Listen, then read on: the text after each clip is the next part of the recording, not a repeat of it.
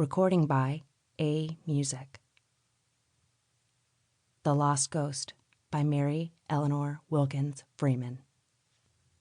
Miss John Emerson, sitting with her needlework beside the window, looked out and saw Miss Rhoda Meserve coming down the street and knew at once by the trend of her steps and the cant of her head that she meditated turning in at her gate. She also knew by a certain something about her general carriage, a thrusting forward of the neck, a bustling hitch of the shoulders, that she had important news. Rhoda Meserve always had the news as soon as the news was in being, and generally, Miss John Emerson was the first to whom she imparted it. The two women had been friends ever since Miss Meserve had married Simon Meserve and come to the village to live. Miss Meserve was a pretty woman, moving with graceful flirts of ruffling skirts.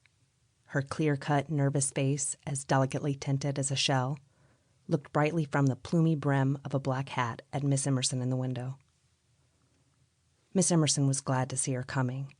She returned the greeting with enthusiasm, then rose hurriedly, ran into the cold parlor, and brought out one of the best rocking chairs. She was just in time, after drawing it up beside the opposite window, to greet her friend at the door. "Good afternoon," she said. "I declare, I'm real glad to see you. I've been alone all day. John went into the city this morning. I thought of coming over to your house this afternoon, but I couldn't bring my sewing very well. I'm putting the ruffles on my new black dress skirt." "Well, I didn't have a thing on hand except my crochet work," responded Miss Meserve, "and I thought I'd just run over a few minutes." "I'm real glad you did," repeated Miss Emerson. "Take your things right off. Here, I'll put them on my bed in the bedroom. Take the rocking chair." Miss Meserve settled herself in the parlor rocking chair, while Miss Emerson carried her shawl and hat into the little adjoining bedroom. When she returned, Miss Meserve was rocking peacefully and was already at work, hooking blue wool in and out. "That's real pretty," said Miss Emerson. "Yes, I think it's pretty," replied Miss Meserve. "I suppose it's for the church fair?" "Yes, I don't suppose it'll bring enough to pay for the worsted, let alone the work, but I suppose I've got to make something." "How much did that one you made for the fair last year bring?" 25 cents. "It's wicked, ain't it?" "I rather guess it is. It takes me a week every minute I can get to make one. I wish those that bought such things for 25 cents had to make them. Guess they'd sing another song. Well, I suppose I oughtn't complain as long as it is for the Lord, but sometimes it does seem as if the Lord didn't get much out of it." "Well, it's pretty work," said Miss Emerson, sitting down at the opposite window and taking up her dress skirt. "Yes, it is real pretty work. I just love to crochet." The two women rocked and sewed and crocheted in silence for 2 or 3 minutes. They were both waiting. Miss Meserve waited for the other's curiosity to develop in order for her news might have, as it were, a befitting stage entrance. Miss Emerson waited for the news. Finally, she could wait no longer. "Well, what's the news?" said she. "Well, I don't know as there's anything very particular," hedged the other woman, prolonging the situation. "Yes, there is. You can't cheat me," replied Miss Emerson. "Now, how do you know?" "By the way you look." Miss Meserve laughed consciously and rather vainly. "Well, Simon says my face is so expressive I can't hide anything more than 5 minutes, no matter how hard I try," she said. "Well, there is some news. Simon came home with it this noon. He heard it in South Dayton. He had some business over there this morning. The old Sargent place is let." Miss Emerson dropped her sewing and stared. "You don't say so." "Yes, it is." "Who to?" "Why, some folks from Boston that moved to South Dayton last year. They haven't been satisfied with the house they had there. It wasn't large enough. The man has got considerable property and can afford to live pretty well. He's got a wife and his unmarried sister in the family. The sister's got money, too. He does business in Boston, and it's just as easy to get to Boston from here as from South Dayton. And so they're here. You know the old Sargent house is a splendid place." "Yes, it's the handsomest house in town, but—" "Oh, Simon said they told him about that, and he just laughed. Said he wasn't afraid, and neither was his wife and sister. Said he'd risk ghosts rather than little tucked-up sleeping rooms without any sun like they've had in the Dayton house. Said he'd rather risk seeing ghosts than being ghosts themselves. Simon said he was a great hand to joke. "Oh, well," said Miss Emerson, "it is a beautiful house, and maybe there isn't anything in those stories. It never seemed to me they came very straight anyway. I never took too much stock in them. All I thought was, if his wife was nervous. Nothing in creation would hire me to go into a house that I'd ever heard a word against of that kind," declared Miss Meserve with emphasis. "I wouldn't go into that house if they would give me the rent. I've seen enough of haunted houses to last me as long as I live." Miss Emerson's face acquired the expression of a hunting hound. "Have you?" she asked in an intense whisper. "Yes, I have. I don't want any more of it." "Before you came here?" "Yes, before I was married, when I was quite a girl." Miss Meserve had not married young. Miss Emerson had mental calculations when she heard that. "Did you really live in a house that was—" she whispered fearfully. Miss Meserve nodded solemnly. "Did you ever really see anything?" Miss Meserve nodded. "You didn't see anything that did you any harm?" "No, I didn't see anything that did me harm looking at it in one way, but it don't do anybody in this world any good to see things they haven't any business to be seen. You never get over it." There was a moment's silence. Miss Emerson's features seemed to sharpen. "Well, of course, I don't want to urge you," said she, "if you don't feel like talking about it, but maybe it ought to do you good to tell it out, if it's on your mind worrying you." "I try to put it out of my mind," said Miss Meserve. "Well, it's just as you feel." "I never told anybody but Simon," said Miss Meserve. "I never felt if it was wise, perhaps. I didn't know what folks might think. So many don't believe in anything they can't understand that they might think my mind wasn't right. Simon advised me not to talk about it. He said he didn't believe it was anything supernatural, but he had to own up that he couldn't give any explanation for it to save his life. He had to own up that he didn't believe anybody could. Then he said he wouldn't talk about it. He said lots of folks would sooner tell folks my head wasn't right than to own up they couldn't see through it. "I'm sure I wouldn't say so," returned Miss Emerson reproachfully. "You know it better than that, I hope." "Yes, I do," replied Miss Meserve. "I know you wouldn't say so." "And I wouldn't tell it to a soul if you didn't want me to." "Well, I'd rather you wouldn't." "I won't even speak of it to Mr. Emerson." "I'd rather you wouldn't even to him." "I won't." Miss Emerson took up her dress skirt again. Miss Meserve hooked up another loop of blue wool. Then she begun. "Of course," said she, "I ain't going to say positively that I believe or disbelieve in ghosts. But all I tell you is what I saw. I can't explain it. I don't pretend I can, for I can't. If you can, well and good. I shall be glad, for it will stop tormenting me as it has done and always will otherwise. There hasn't been a day or night since it happened that I haven't thought of it, and always I have felt the shivers go down my back when I did." "That's an awful feeling," Miss Emerson said. "Ain't it? Well, it happened before I was married, when I was a girl and lived in East Wilmington. It was the first year I lived there. You know my family all died 5 years before that, I told you." Miss Emerson nodded. "Well, I went there to teach school, and I went to board with a Miss Amelia Dennison and her sister, Miss Bird. Abby, her name was. Abby Bird. She was a widow. She never had any children. She had a little money. Miss Dennison didn't have any. And she had come to East Wilmington and bought the house they lived in.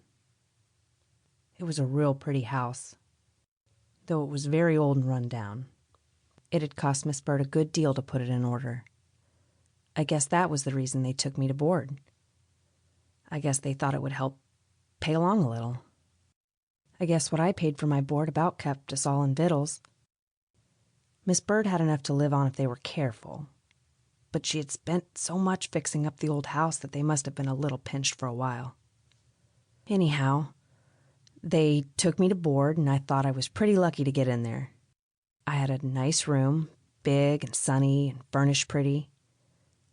The paper and paint all new, and everything was neat as wax. Miss Dennison was one of the best cooks I ever saw, and I had a little stove in my room, and there was always a nice fire there when I got home from school. I thought I hadn't been in such a nice place since I had lost my own home, until I had been there about 3 weeks. I had been there about 3 weeks before I found it out, though I guess it had been going on ever since they had been in the house, and that was most 4 months. They hadn't said anything about it, and I didn't wonder, for there they had just bought the house and been to so much expense and trouble fixing it up. Well, I went there in September. I begun my school the first Monday. I remember it was a real cold fall. There was a frost the middle of September, and I had to put on my winter coat.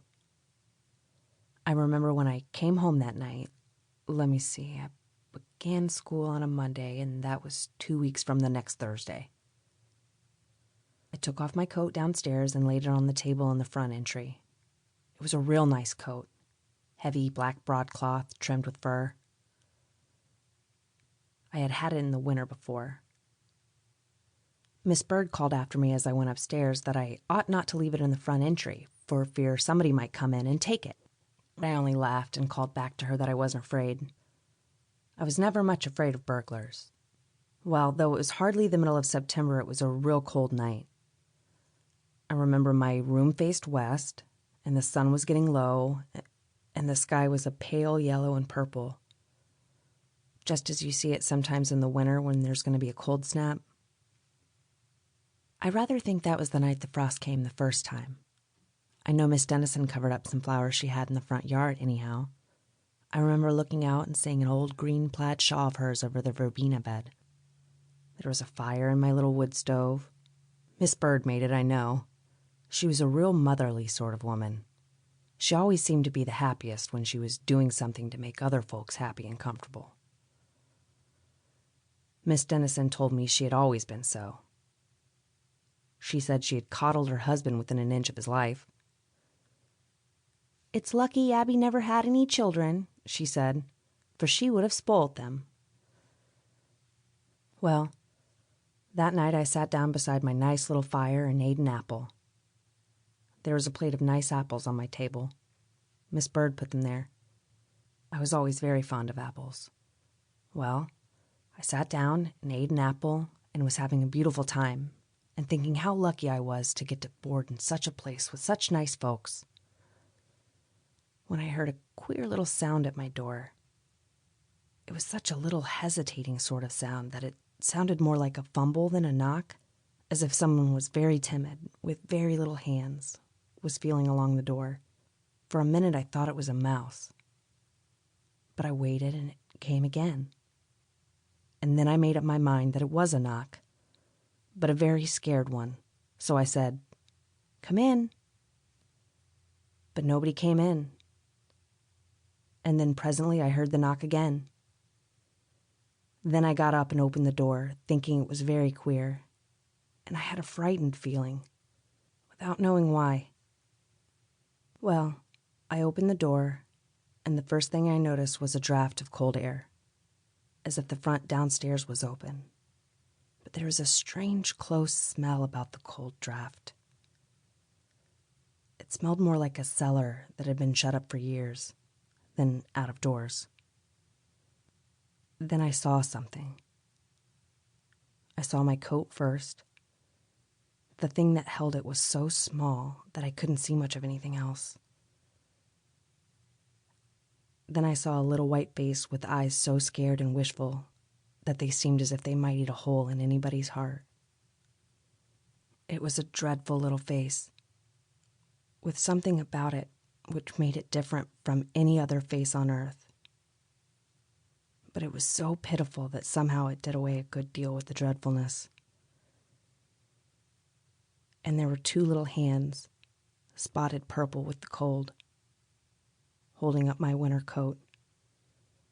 And a strange, faraway voice said, "I can't find my mother."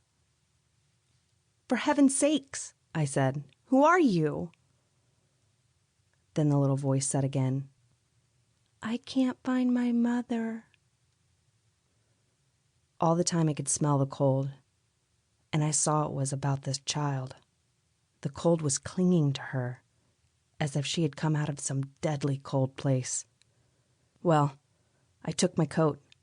I did not know what else to do, and the cold was clinging to that. It was as cold as if it had come off ice. When I had the coat, I could see the child more plainly. She was dressed in one little white garment, made very simply. It was a nightgown, only very long, quite covering her feet, and I could see dimly through it, her thin little body mottled purple with the cold. Her face did not look so cold. That was a clear waxen white. Her hair was dark, but it looked as if it might be dark only because it was so damp, almost wet, and might really be light hair. It clung very close to her forehead, which was round and white. She would have been very beautiful if she had not been so dreadful. "Who are you?" says I again, looking at her. She looked at me with her terrible pleading eyes and did not say anything. "What are you?" says I. Then she went away. She did not seem to run or walk like other children. She flitted, like one of those filmy white butterflies that don't seem like real ones, they are so light, and move as if they had no weight. But she looked back from the head of the stairs. "I can't find my mother," said she, and I had never heard such a voice. "Who is your mother?" says I. But she was gone. Well, I thought for a moment I should faint away. The room got dark and I heard a singing in my ears. Then I flung my coat onto the bed. My hands were as cold as ice from holding it, and I stood in my door and called first Miss Bird and then Miss Dennison. I didn't dare go down over the stairs where that thing had gone. It seemed to me I should go mad if I didn't see somebody or something like other folks on the face of the earth. I thought I should never make anybody hear, but I could hear them stepping downstairs, and I could smell biscuits baking for supper. Somehow, the smell of those biscuits seemed the only natural thing left to keep me in my right mind. I didn't dare go over those stairs. I just stood there and called. And finally, I heard the entry door open, and Miss Bird called back. "What is it? Did you call, Miss Arms?" Come up here as quick as you can, both of you," I screamed out. "Quick, quick, quick!" I heard Miss Bird tell Miss Dennison, "Come quick, Amelia. Something is the matter in Miss Arms's room." It struck me even then that she expressed herself rather queerly, and it struck me very queer indeed when they both got upstairs and I saw that they knew what had happened, or that they knew of what nature the happening was. "What is it, dear?" asked Miss Bird, and her pretty, loving voice had a strange sound. I saw her look at Miss Dennison, and I saw Miss Dennison look back at her. "For God's sakes," says I, and I never spoke so before. "For God's sakes, what was it brought my coat upstairs?" "What was it like?" asked Miss Dennison in a sort of falling voice, and she looked at her sister again, and her sister looked back at her. "It was a child I have never seen here before. It looked like a child," says I, "but I never saw a child so dreadful. And it had on a nightgown, and she couldn't find her mother. Who was it? What was it?" I thought for a minute Miss Dennison was going to faint, but Miss Bird hung on to her and rubbed her hands and whispered in her ear. She had the cooingest kind of voice. And I ran and got her a glass of cold water. I tell you, it took considerable courage to go downstairs alone. but they had set a lamp on the entry table so I could see. I don't believe I could have spunked up enough to have gone downstairs in the dark, thinking every second that child might be close to me. The lamp and the smell of the biscuits baking seemed to keep my courage up. But I tell you, I didn't waste much time going down those stairs and out into the kitchen for a glass of water. I pumped as if the house was afire, and I grabbed the first thing I came across in the shape of a tumbler. It was a painted one that Miss Dennison's Sunday school class gave her, and it was meant for a flower vase. Well, I filled it and then ran upstairs. I felt every minute as if something would catch my feet. And I held the glass to Miss Dennison's lips while Miss Bird held her head up. And she took a good long swallow. Then she looked hard at the tumbler. "Yes," says I know I got this one, but I took the first one I came across, and it isn't hurt a mite." "Don't get the painted flowers wet," says Miss Dennison very feebly. "They'll wash off if you do." "I'll be real careful," says I. I knew she set a sight by that painted tumbler. The water seemed to do Miss Dennison good, for presently she pushed Miss Bird away and sat up. She had been laying down on my bed. "I'm all over it now," says she. But she was terribly white, and her eyes looked as if they saw something outside things. Miss Bird wasn't much better, but she always had a sort of settled, sweet, good look that nothing could disturb to any great extent. I knew I looked dreadful, for I'd caught a glimpse of myself in the glass, and I would hardly have known who it was. Miss Dennison, she slid off the bed and walked sort of tottery to a chair. "I was silly to give way so," says she. "No, you weren't silly, sister," says Miss Bird. "I don't know what this means any more than you do, but whatever it is, no one ought to be called silly for being overcome by anything so different from other things which we have known all of our lives." Miss Dennison looked at her sister. Then she looked at me, then back at her sister again, and Miss Bird spoke as if she had been asked a question. "Yes," says she, "I do think Miss Arms ought to be told. That is, I think she ought to be told all we know ourselves." "That isn't much," said Miss Dennison, with a dying-away sort of sigh. She looked as if she might fade away again at any minute. She was a real delicate-looking woman, but it turned out she was a good deal stronger than poor Miss Bird. "No, there isn't much we do know," says Miss Bird. "But what little there is, she ought to know. I felt as if she ought when she first came here." "Well, I didn't feel quite right about it," said Miss Dennison. "But I kept hoping it might stop, and anyway, that it might never trouble her. You had put so much in the house, and we needed the money, and I didn't know but she might be nervous and think she couldn't come, and I didn't want to take a man boarder. And aside from the money, we were very anxious to have you come, my dear," says Miss Bird. "Yes," says Miss Dennison. "We wanted the young company in the house. We were lonesome, and we both of us took a great liking to you the minute we set eyes on you." And I guess they meant what they said, both of them. They were beautiful women, and nobody could have been kinder than me than they were. And I never blamed them for not telling me before. And, as they had said, there really wasn't much to tell. They hadn't any sooner fairly bought the house and moved into it.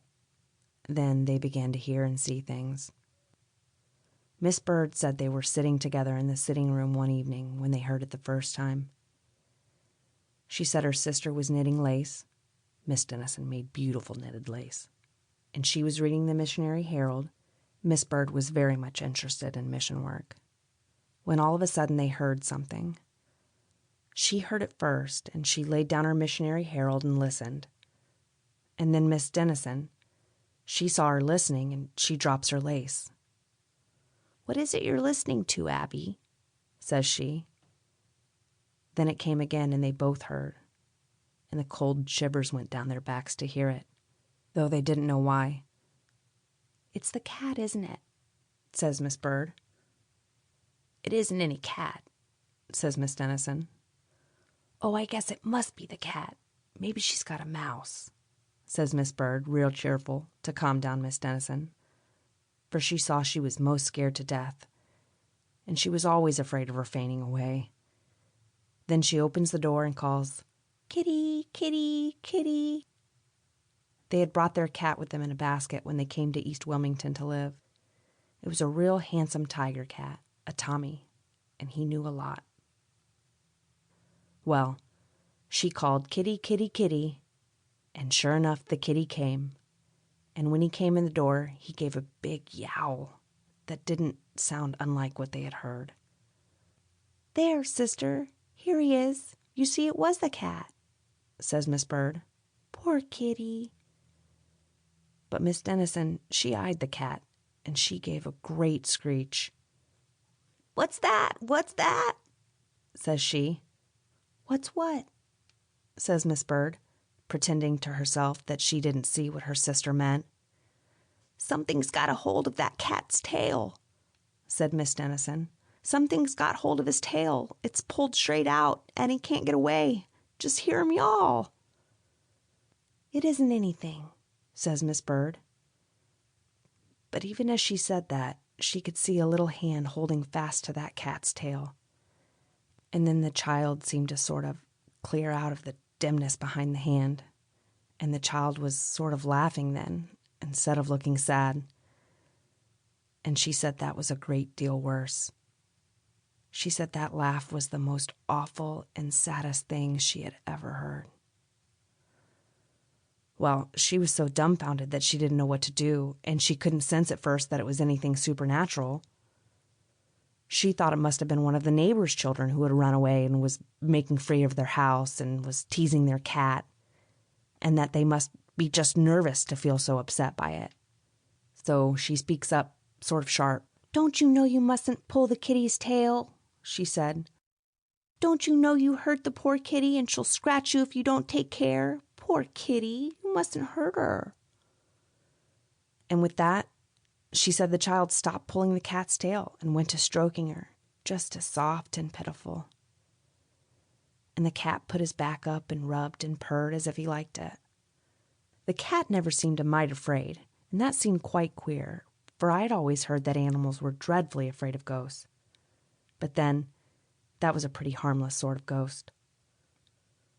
Well, Miss Bird said the child stroked that cat while she and Miss Dennison stood watching it and holding on to each other, for no matter how hard they tried to think it was all right, it didn't look right. Finally, Miss Dennison, she spoke. "What's your name, little girl?" says she. Then the child looks up and stops stroking the cat, and she says she can't find her mother, just the way she said it to me. Then Miss Dennison, she gave such a gasp that Miss Bird thought she was going to faint away, but she didn't. "Well, who is your mother?" says she. But the child just says again, "I can't find my mother, I can't find my mother." "Where do you live, dear?" says Miss Bird. "I can't find my mother," says the child. Well, that was the way it was. Nothing happened. Those two women stood there, hanging on to each other, and the child stood in front of them, and they asked her questions, and everything she would say was, "I can't find my mother." Then Miss Bird tried to catch hold of the child, for she thought, in spite of what she saw, that perhaps she was nervous and it was a real child, only perhaps not quite right in its head and had run away in her little nightgown after she had been put to bed. She tried to catch that child. She had an idea of putting a shawl around it and going out. She was such a little thing she could have carried her easy enough, and anything to find out which of the neighbors she belonged. But the minute she moved toward the child, there wasn't any child there. There was only that little voice, seeming to come from nothing, saying, "I can't find my mother." And presently, that died away. Well, the same thing kept happening, or something very much the same. Once in a while, Miss Bird would be washing dishes, and all of a sudden the child would be standing beside her with a dish towel, wiping them. Of course, that was terrible. Miss Bird would wash the dishes all over. Sometimes she didn't tell Miss Dennison. It made her so nervous. Sometimes when they were making cake, they would find the raisins all picked over. And sometimes little sticks of kindling wood would be found laying beside the kitchen stove. They never knew when they would come across that child, and always she kept saying over and over that she couldn't find her mother. They never tried talking to her, except once in a while Miss Bird would get desperate and ask her something, but the child never seemed to hear it. She always kept right on saying that she couldn't find her mother. After they had told me all they had to tell about their experience with the child, they told me about the house and the people that had lived there before they did. It seemed something dreadful had happened in that house, and the land agent had never let on to them. I don't think they would have bought it if he had, no matter how cheap it was. For even if folks aren't really afraid of anything, they don't want to live in houses where such dreadful things have happened that keep you thinking about them. I know after they told me I should never have stayed there another night. If I hadn't thought so much of them, no matter how comfortable I was made, and I never was nervous either, but I stayed. Of course, it didn't happen in my room. If it had, I could not have stayed. "What was it?" asked Miss Emerson in an odd voice. "It was an awful thing. That child had lived in the house with her father and mother 2 years before. They had come, or the father had, from a real good family. He had a good situation. He was a drummer for a big leather house in the city, and they lived real pretty, with plenty to do with. But the mother was a real wicked woman. She was as handsome as a picture, and they said she came from good sort of people enough in Boston, but she was bad clean through, though she was real pretty spoken and most everybody liked her. She used to dress out and make a great show, and she never seemed to take much interest in the child, and folks began to say she wasn't treated right. The woman had a hard time keeping a girl. For some reason, one wouldn't stay. They would leave and then talk about her awfully, telling all kinds of things. People didn't believe it at first. Then they began to. They said that the woman made that little thing, though she wasn't much over 5 years old, and small and babyish for her age, do most of the work, what there was done. They said the house used to look like a pigsty when she didn't have help. They said the little thing used to stand on a chair and wash dishes, and they'd seen her carrying in sticks of wood most as big as she was many a time, and they'd hear her mother scolding her. The woman was a fine singer, and she had a voice like a screech owl when she scolded. The father was away most of the time, and when that happened, he had been away out west for some weeks. There had been a married man hanging about the mother for some time, and folks had talked some, but they weren't sure there was anything wrong. And he was a man very high up, with money, so they kept pretty still for fear he would hear of it and make trouble for them. And of course, nobody was sure, though folks did say afterward that the father of the child had ought to have been told. But that was very easy to say. It wouldn't have been so easy to find anybody who would have been willing to tell him such things as that, especially when they weren't any too sure. He'd set his eyes by his wife, too. They said all he seemed to think about was to earn money to buy her things to deck her out in, and he about worshipped the child, too. They said he was a real nice man. The men that are treated so bad mostly are real nice men. I've always noticed that. Well, one morning, that man that there had been whispers about was missing. He had been gone quite a while, though, before they really knew that he was missing, because he had gone away and told his wife that he had to go to New York on business and might be gone a week, and not to worry if he didn't get home, and not to worry if he didn't write, because he should be thinking from day to day that he might take the next train home, and there wouldn't be no use in writing. So the wife waited, and she tried not to worry until it was 2 days over the week. Then she run into a neighbor's and fainted dead away on the floor. And then they made inquiries and found out that he had skipped, with some money that didn't belong to him, too. Then folks began to ask where was that woman, and they found out by comparing notes that nobody had seen her since the man went away. But 3 or 4 women remembered that she had told them she thought of taking the child and going to Boston to visit her folks. So when they hadn't seen her around and the house shut, they jumped to the conclusion that was where she was. They were the neighbors that lived right around her, but they didn't have much to do with her, and she'd gone out of her way to tell them about her Boston plan, and they didn't make much reply when she did. Well, there was this house shut up, and the man and woman missing, and the child. Then all of a sudden, one of the women that lived the nearest remembered something. She remembered that she had waked up 3 nights running, thinking she had heard a child crying somewhere. And once she waked her husband, but he said it must be the Bisbee's little girl, and she thought it must be. The child wasn't well and was always crying. It used to have colic spells, especially at night.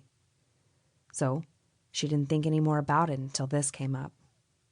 Then all of a sudden she did think of it. She told what she'd heard, and finally folks began to think that they'd better enter that house and see if there was anything wrong. Well, they did enter it, and they found that child dead, locked in one of the rooms. Miss Dennison and Miss Bird never used that room. It was a back bedroom on the 2nd floor. Yes, they found that poor child there, starved to death and frozen, though they weren't sure she had frozen to death, for she was in bed with clothes enough to keep her pretty warm when she was alive. But she had been there a week, and she was nothing but skin and bone. It looked as if the mother had locked her into the house when she went away and told her not to make any noise for fear the neighbors would hear her and find out that she herself had gone. Miss Dennison said she couldn't really believe that woman had meant to have her own child starved to death. Probably she thought the little thing would raise somebody, or folks would try and get in the house and find her. Well, whatever she thought, there was the child, dead. But that wasn't all. The father came home right in the midst of it. The child was just buried, and he was beside himself. And he went on the track of his wife, and he found her, and he shot her dead. It was in all the newspapers at the time. Then he disappeared. Nothing has been seen of him since. Miss Dennison said she had thought he had either made way with himself or got out of the country. Nobody knew. But they did know there was something wrong with the house. I knew folks acted queer when they asked me how I liked it when we first came here, says Miss Dennison, but I never dreamed why till we saw the child that night. I never heard anything like it in my life, says Miss Emerson, staring at the other woman with awestruck eyes. I thought you'd say so, said Miss Meserve. You don't wonder that I ain't disposed to speak light when I hear there is anything queer about a house, do you? No, I don't, after that, Miss Emerson said. But that ain't all, said Miss Meserve. Did you see it again? Miss Emerson asked. Yes, I saw it a number of times before the last time. I was lucky I wasn't so nervous, or I never could have stayed there. Much as I liked the place and as much as I thought of those 2 women, they were beautiful women, and make no mistake, I loved those women. I hope Miss Dennison will come and see me sometime. Well, I stayed, and I never knew when I'd see that child. I got so I was very careful to bring everything of mine upstairs and not leave any little thing in my room that needed done, for fear she would come lugging up my coat or hat or gloves, or I'd find things done when there'd been no live being in the room to do them. I can't tell you how I dreaded seeing her, and worse than seeing her was hearing her say, I can't find my mother. It was enough to make your blood run cold. I never heard a living child cry for its mother that was anything so pitiful as that dead one. It was enough to break your heart. She used to come and say that to Miss Bird oftener than to anyone else. Once I heard Miss Bird say she wondered if it was possible that the poor little thing couldn't really find her mother in the other world. She had been such a wicked woman. But Miss Dennison told her she didn't think she ought to speak so, nor even think so, and Miss Bird said she shouldn't wonder if she was right. Miss Bird was always very easy to put in the wrong. She was a good woman, and one that couldn't do things enough for other folks. It seemed as if that was what she lived on. I don't think she was ever so scared by the poor little ghost, as much as she pitied it, and she was most heartbroken because she couldn't do anything for it, as she could have done for a live child. It seems to me as if I should die if I can't get that awful little white robe off that child and get her in some clothes and feed her and stop her looking for her mother, I heard her say once, and she was in earnest. She cried when she said it. That wasn't long before she died. Now, I am coming to the strangest part of it all. Miss Bird died very sudden. One morning, it was a Saturday, and there wasn't any school. I went downstairs to breakfast, and Miss Bird wasn't there. There was nobody but Miss Dennison. She was pouring out the coffee when I came in. "Why, where's Miss Bird?" says I. "Abby ain't feeling very well this morning," says she. "There isn't much the matter, I guess, but she didn't sleep very well, and her head aches, and she's sort of chilly, and I told her I thought she better stay in bed till the house gets warm." It was a very cold morning. "Maybe she's got cold," says I. "Yes, I guess she has," says Miss Dennison. "I guess she's got cold. She'll be up before long. Abby ain't one to stay in bed a minute longer than she can help." Well, we went on eating our breakfast, and all at once a shadow flickered across the wall of the room and over the ceiling, the way a shadow will sometimes when somebody passes the window outside. Miss Dennison and I both looked up out of the window. Then Miss Dennison, she gives a scream. "Why, Abby's crazy," says she. "There she is out in the bitter cold morning and... She didn't finish, but she meant the child, for we were both looking out, and we saw, as plain as we ever saw anything in our lives, Miss Abby Bird walking off over the white snow path with that child holding fast to her hand, nestling close to her as if she had found her own mother. "She's dead," says Miss Dennison, clutching hold of me hard. "She's dead. My sister is dead." She was. We hurried upstairs as fast as we could go, and she was dead in her bed, and smiling as if she was dreaming. And one arm and hand was stretched out as if something had hold of it, and it couldn't be straightened even at the last. It lay out over her casket at the funeral. "Was the child ever seen again?" asked Miss Emerson in a shaking voice. "No," replied Miss Meserve. "That child was never seen again after she went out of the yard with Miss Bird." End of The Lost Ghost. Recording by A Music.